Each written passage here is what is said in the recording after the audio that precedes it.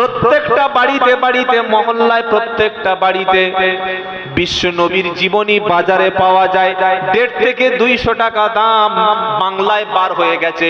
এই নবী দিবসের অনুষ্ঠান লক্ষ লক্ষ টাকা খরচ না করে নবীর জীবনীটা বাংলায় বার হয়ে গেছে। এটা যদি যুবকদের হাতে, বৃদ্ধদের হাতে, সবার বাড়িতে একটা একটা করে পৌঁছে দিতে পারতাম, 10 থেকে 12 দিন যদি কেউ 3-4 ঘন্টা করে পড়ে, আল্লাহর নবীর জন্ম থেকে মৃত্যু পর্যন্ত সমস্ত ঘটনা সব বাড়িতে বসে বসে পড়ে নেবে। জোরে বলবেন না সুবহানাল্লাহ। এই নবীর জীবনী যখন মানুষ পড়ে নেবে, তখন নবী দিবস শুনতে আর লোক যাবে। কথা বলে না? যাবে? আপনারা বসে আছেন কেন? কিছু বলবো বলে। তো আমি যেগুলো বলি বা বলছি বা ওলামারা যেটা বলেন, এটা যদি কেউ জানে বা জেনে থাকে, সে আর শুনবে? জানি বাড়ি কি বলবে না বলবে না? একই জিনিস কবার শুনবে? তাহলে আমরা ওলামারা আমাদের উচিত কি? প্রত্যেকটা মসজিদ মহল্লা, প্রত্যেকটা নবী দিবস কমিটির উচিত কি? বাজেট কমিয়ে দেওয়া, বিরিয়ানির খরচটা কমিয়ে দেওয়া, সাউন্ড সিস্টেমের খরচ কমিয়ে দেওয়া, চুক্তিধারী বক্তাকে ছুঁড়ে ফেলে দিয়ে ভালো হাক্কানি ওলামাদের কাছ থেকে নবীর কিছু আলোচনা জীবনী শুনে নিয়ে প্রত্যেকটা বাড়িতে বাড়িতে একটা করে বিশ্ব নবীর জীবনী পৌঁছে দেওয়া। বছরে যদি 100টা করে জীবনী মহল্লার বাড়িতে বাড়িতে পৌঁছে দিই, ক্লাস 3-4 থেকে শুরু করে মাধ্যমিক, উচ্চ মাধ্যমিক, তারপরে graduation, MA, double MA, masters degree, BEd, BLEd, DLEd, যত ডিগ্রিধারী প্রত্যেকে বাংলা পড়তে পারে। ওরা যখন বাড়িতে বসে বসে আল্লাহর নবীর জীবনীটা বাংলায় পড়তে পারবে, ওর মাথায় মুকুর মারলেও আর গিয়ে নবী দিবসে বসে থাকবে না। থাকবে? আমরা কি বললাম? এই খবরদার, ওসব পড়াশোনার দরকার নেই। চল, কারণ নবী দিবস হবে, শেষে একটু ইয়া নবী সালামু আলাইকা, সবাই মিলে বিরিয়ানি খা, বাড়ি চলে যা, ব্যাস। আর নবীর কোনো আলোচনা নাই। না, এজন্য আল্লাহ তার নবীকে পাঠায় নাই। নবীকে পাঠিয়েছেন কেন? বিশ্বের জমিন থেকে সমস্ত জুলুম, সমস্ত অন্যায়, অবিচারকে দূর করার জন্য। বলুন সুবহানাল্লাহ। আবার কিছু কিছু জায়গায় দেখছি, শুনে রাখুন, নবী দিবসের দিন, যেদিন নবী দিবস হবে, 12ই রবিউল আউয়াল হবে, সেদিন জশ্নে জুলুস বার হয়। কি বার হয়? জশ্নে জুলুস। এটা কি নতুন কোন প্রাণী নাকি? শুনে মনে হচ্ছে আপনাদের। জশ্নে জুলুসটা কি? জশ্নে জুলুস হলো হাতে একটা করে কলেমার পতাকা নেওয়া, মাথায় একটা করে টুপি পরা, 8 থেকে 10 কিলোমিটার রাস্তা মিছিল করা, গাড়ি আটকে দাও, অ্যাম্বুলেন্স আটকে দাও, পথটা অবরোধ করে দাও, রসুলের আশিক দেখাও, দুপুর পর্যন্ত ঘুরে গুটকা খেয়ে বিড়ি টানতে টানতে জোহরের নামাজ কাজা করে বিরিয়ানি খেয়ে বাড়ি চলে যাও, নবীর আশিক শেষ হয়ে গেল। যারা ফুরফুরা সিলসিলা মানেন, ফুরফুরার পীর মেজে হুজুর রহমতুল্লাহ আলাইহির ছেলে আল্লামা সাইফুদ্দিন সিদ্দিকী রহমতুল্লাহ আলাইহ যোগ্য একজন আলেম ছিলেন। তার লেখা একটা বই আছে, নাম বলে দিচ্ছি, বইটা কিনে নেবেন। বইটার নাম হলো আদ-দাওয়া, 260 টাকার মতো দাম। এই বইতে পরিষ্কার সাইফুদ্দিন সিদ্দিকী রহমতুল্লাহ আলাইহি তিনি লিখে দিয়েছেন যে ঈদে মিলাদুন নবীর নামে যে জশ্নে জুলুস বার হয়, মিছিল বার হয়, এটা শরীয়তের দিক দিয়ে বা আমাদের ইসলামের মতপথের দিক দিয়ে কোনো অনুমোদন নাই। আমি হাওড়ায় আমতায়, তার আগের বছর হুগলিতে 12ই রবিউল আউয়াল আমার দাওয়াত ছিল, গিয়ে দেখি রোড অবরোধ। কি হচ্ছে ভাই? এটা কি? হুজুর গাড়ি দাঁড় করিয়ে দেন। 3 থেকে 4 হাজার লোক রাস্তায় ঝান্ডা নিয়ে বার হয়েছে। হে রাসূল, আমরা আপনাকে ভালোবাসি, আপনার জন্য জীবন দেব, আপনার জন্য প্রাণ দেব। খুব ভালো। হে রাসূল, আমরা আপনার উম্মত, আশিক। তো 3 ঘন্টা মিছিল করলো। তো আমি বললাম, ভাই চলো মসজিদে নামাজ পড়তে যাই।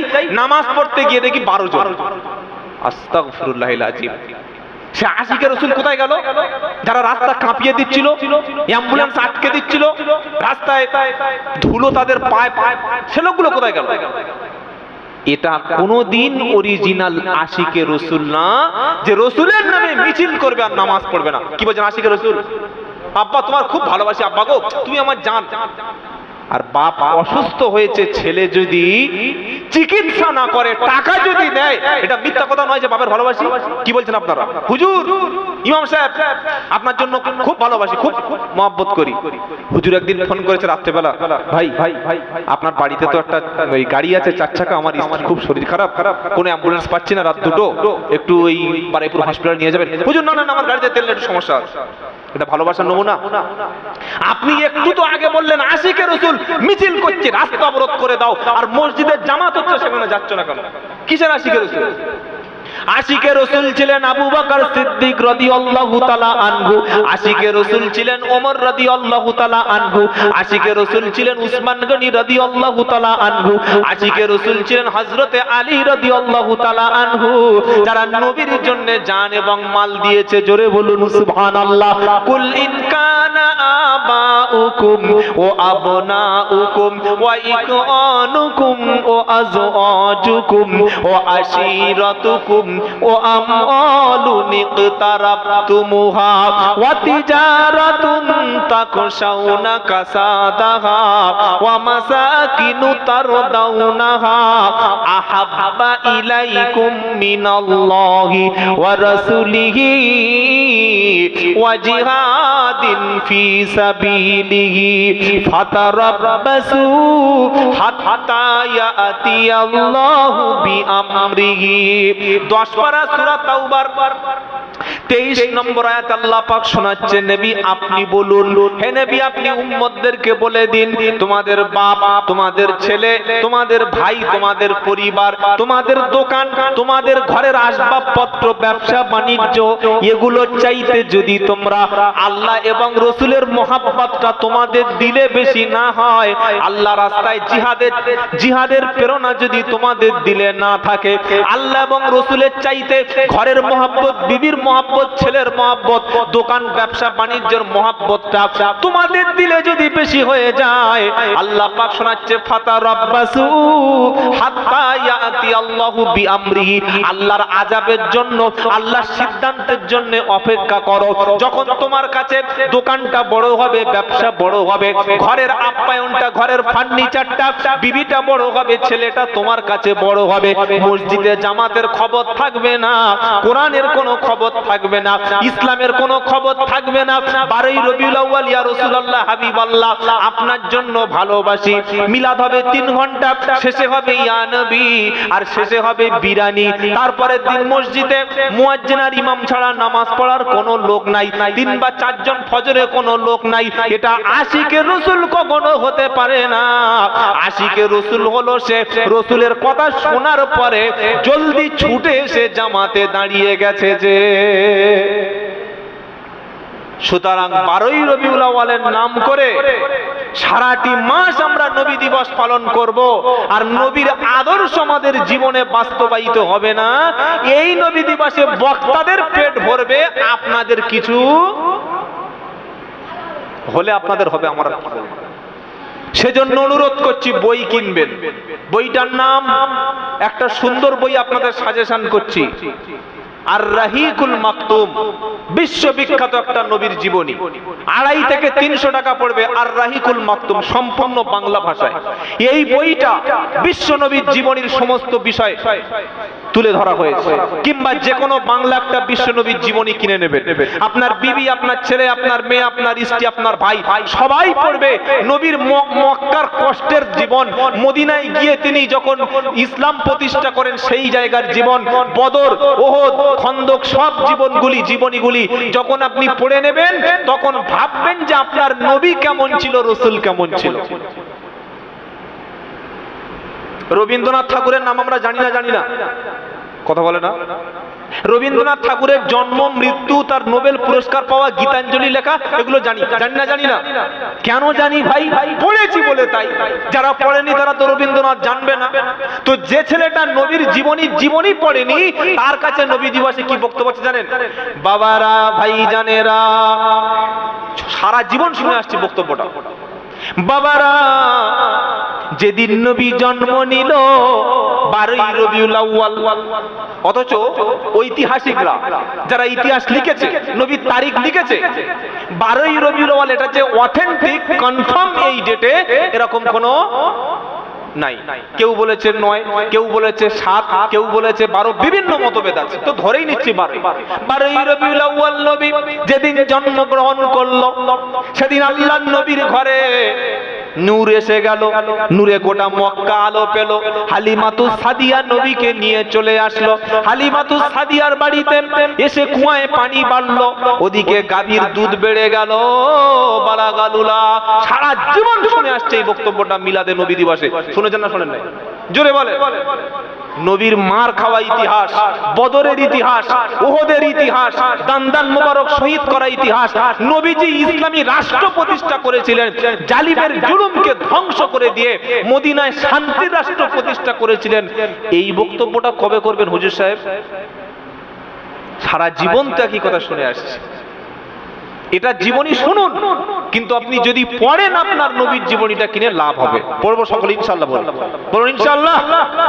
20,000 টাকার বক্তা দিচ্ছেন, 10,000 টাকা বক্তা দিচ্ছেন, 250 টাকা দিয়ে যদি একটা বই না পড়তে পারেন তো আপনাকে আমি মুরিদ করব না তো কাকে মুরিদ করব ভাই?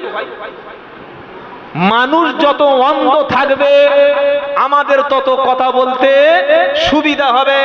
সাধারণ মানুষ যতক্ষণ কোরআন শিখবে না, সাধারণ মানুষ যতদিন বই পড়বে না, ততদিন আমরা বক্তব্যগুলো লম্বা লম্বা করে যাব। যতক্ষণ আপনারা বই না পড়বেন তত আমাদের লাভ। যখন নবীর জীবনী আপনারা পড়তে শুরু করবেন, কোরআন হাদিস পড়তে শুরু করবেন, ইসলামের ইতিহাস পড়তে শুরু করবেন, তখন দেখবেন জলসার নামে অতিরিক্ত যেগুলো হচ্ছে এগুলোর হবে না। একটা জলসায় বাজেট জানেন? 10 লাখ 20 লাখ। খালি প্যান্ডেলটা করেছে 6 লাখ টাকা। কি প্রয়োজন আছে? কি প্রয়োজন আছে প্যান্ডেল করার? যেখানে মানুষ চিকিৎসা করাতে পারছে না, যেখানে গরিব ছেলে মিশনে ভর্তি হবে, ডাক্তার হবে, মাস্টার হবে, তারা পয়সা জোগাড় করতে পারছে না, সেখানে জলসার প্যান্ডেল 4 লাখ টাকা। বলছে হুজুর লাইটিং করেছি। তোর বাবার টাকা লাইটিং করেছি না সরকারি টাকায়? কেন জনগণের টাকাটা নষ্ট করছেন তসরুফ করে? সেজন্য 12ই রবিউল আউয়াল যারা করবেন অনুরোধ করে বলে যাচ্ছি, আর এই মিডিয়াদের সামনেও বলছি, রবিউল আউয়াল পালন করুন, সেখানে যেন অতিরিক্ত বাড়াবাড়ি না হয়। নবীর জীবনী আদর্শ আলোচনা করুন, এবং প্রত্যেকটা নবী দিবস কমিটির উচিত বিশ্ব নবীর জীবনী যুবকদের হাতে তুলে দেওয়া। যারা শিক্ষিত সচেতন যুবক তারা নবীর জীবনী পড়লে 2 ঘন্টা বক্তব্য শুনলে 10টা কথা মনে থাকে না, 2 ঘন্টা বই পড়লে তার হাফ কথা মাথায় থাকবে ইনশাআল্লাহ। বলুন ইনশাআল্লাহ। যাই হোক, যেটা বলছিলাম, তাহলে এই জালিমদের সাথে নবীদের ঝামেলা কেন হলো? কারণ আল্লাহর প্রত্যেকটা নবী চেয়েছিলেন দুনিয়াতে দ্বীন প্রতিষ্ঠা করা, ইসলাম প্রতিষ্ঠা করা। নমরুদ বলল আমি খোদা। ইব্রাহিম আলাইহিস সালাম বললেন না, আল্লাহ হলেন তিনি এক। আল্লাহকে এক এবং একক। নমরুদ বলল আমি দুনিয়ার খোদা। ইব্রাহিম আলাইহিস সালাম বলল, নমরুদ তুমি যখন খোদা বলে দাবি করছো, তাহলে তোমার কি কাজ আছে, তোমার কি ক্ষমতা আছে দেখাও। নমরুদ বলল তোমার আল্লাহর ক্ষমতা বলো। ইব্রাহিম নবী বলল আমার আল্লাহ জীবিতকে মৃত করেন, মৃত ব্যক্তিকে জীবিত করেন। কে করেন? যদি বলেন আল্লাহ। ইব্রাহিমের কথা শুনে নমরুদ বলল আমিও পারি। আলাম তারা ইলাল্লাযী হাজ্জা ইব্রাহিম ফি রাব্বিহি আন আতাহুল্লাহুল মুলক ইদ ক্বালা ইব্রাহিম রাব্বিয়াল্লাযী ইহয়ী ওয়া ইউমীত ক্বালা আনা উহয়ী ওয়া ইউমীত। তৃতীয় পারার দ্বিতীয় পৃষ্ঠা ঠিক উপর থেকে 6টা লাইন নিচে সূরা বাকারা। ইব্রাহিম আলাইহিস সালাম বলল আমার আল্লাহ তিনি জীবিতকে মৃত করতে পারেন, মৃতকে জীবিত করতে পারেন। নমরুদ বলল ও তো আমার আমিও পারি। কি আশ্চর্য, তুমি পারো? বললে হ্যাঁ। কিভাবে পারো? নমরুদ তখন ফাঁসির দণ্ড প্রাপ্ত আসামি দুজনকে ধরে আনলো, যাদের কদিন পরে ফাঁসি হবে। একজনকে ছেড়ে দিল, দিয়ে বলল দেখো ইব্রাহিম এর মৃত্যু হয়ে যেত, আমি তাকে জীবন দিলাম। আর একজন ফাঁসির দণ্ডাদেশ প্রাপ্ত আসামি, তাকে দু টুকরো করে দিলাম। এখানে বোঝালো সে জীবিতকে মৃত করলাম, মৃতকে আমি জীবিত করে দিলাম। তাহলে আল্লাহ হয়ে গেল, তাই তো নাকি? নাউজুবিল্লাহ। কি বলছেন? খোদা হয়ে গেল? আল্লাহ জীবিতকে মৃত করেন, মৃতকে জীবিত করেন। নমরুদ বললাম তো করে দিলাম। তো ইব্রাহিম আলাইহিস সালাম বলল করে দিলে? বললে হ্যাঁ। এবার ইব্রাহিম আলাইহিস সালাম বললেন قال رب فإن الله يأتي بالشمس من المشرق فأت بها من المغرب فبهت الذي كفر والله لا يهدي القوم الظالمين। ইব্রাহিম নবী বললে ঠিক আছে, জীবিতকে মৃত, মৃতকে জীবিত তুমি করতে পারো, আল্লাহ করতে পারে, তুমি বললে আমি করতে পারি। তাই দুটো লোককে এনে একজনকে ছেড়ে দিলে আরেকজনকে মেরে দিলে। আমার আল্লাহ প্রতিদিন পূর্ব দিগন্তে সূর্যকে উদয় করে। তুমি যদি সত্যি খোদা হয়ে থাকো, আগামীকাল সূর্যটা তুমি পশ্চিম দিক থেকে তুলে পূর্ব দিকে অস্তমিত করে দাও। যদি তুমি করতে পারো তবে খোদা, আর তা না হলে তুমি একটা শয়তান। তখন নমরুদ বলল আর সম্ভব না। এবার বলল তোমার আল্লাহর বিরুদ্ধে আমি যুদ্ধে নামব। ময়দানে খবর দেয়া হলো, ইব্রাহিম নবী গেল ময়দানে। ইব্রাহিম নবীর তো কোনো সৈন্য নাই, লোক নাই, লস্কর নাই, সেন্ট্রাল বাহিনী নাই, বিএসএফ নাই, সিএসএফ নাই, পুলিশ নাই, সিভিক নাই। ইব্রাহিম নবী গেল একা, আর নমরুদ এলো সমস্ত বাহিনী নিয়ে। যুদ্ধ শুরু হওয়ার আগে আল্লাহ পাকের কাছে নমরুদ বলল, ইব্রাহিম বলল রব্বানা আজকের আপনার দিন প্রতিষ্ঠা হবে, জমিনে কুফর আর জুলুমটা শেষ হয়ে যাবে, নমরুদের কথা চলবে না। পৃথিবী বানিয়েছেন আপনি, ক্ষমতা চলবে আপনার, আইন চলবে আপনার। আজকে আপনি জয়ী করে দিন। আল্লাহ পাক সর্বপ্রথম নমরুদকে পরীক্ষা করার জন্য আল্লাহর পক্ষ থেকে চলে আসলো ছোট ছোট মশা। কি আসলো? মশা। মশার কামড়ে আমাদের রোগ হয়, ডেঙ্গি, ম্যালেরিয়া আছে না? নাই? জোরে বলে। ডেঙ্গি ম্যালেরিয়ার মতো রোগ মশার কামড়ে হয়। আল্লাহ পাক এমন বিষাক্ত মশা পাঠালেন, যার কামড় দিল সঙ্গে সঙ্গেই ওখানেই শেষ, সেনাবাহিনী শেষ হয়ে গেল। নমরুদকে কিন্তু অত সহজে মৃত্যু হবে না। খোঁড়ায় একটা মশা নাকের মধ্য থেকে গিয়ে সোজা ঠেলে উঠলো সেন্টারে, বাহিনীতে চলে গেল, ব্রেনের মধ্যে চলে গেল, মাথার যন্ত্রণা শুরু হয়ে গেল। যতক্ষণ মাথায় আঘাত করে ততক্ষণ নমরুদ সুস্থ থাকে। আঘাত যখন বন্ধ হয় যন্ত্রণা আবার শুরু হয়। এভাবে কয়েক বছর চলে যাওয়ার পর মারতে মারতে মাথায় জুতা পেটা করে শেষে নমরুদ পৃথিবী থেকে চলে গেল। আল্লাহর দিন প্রতিষ্ঠার জন্য আল্লাহ ইব্রাহিমকে দুনিয়ায় কবুল করে নিলেন। 400 বছরের রাজত্ব এখানেই শেষ হলো। আপনারা আরেকটা বাদশার নাম জানেন? বাদশা ফেরাউন। এমন একটা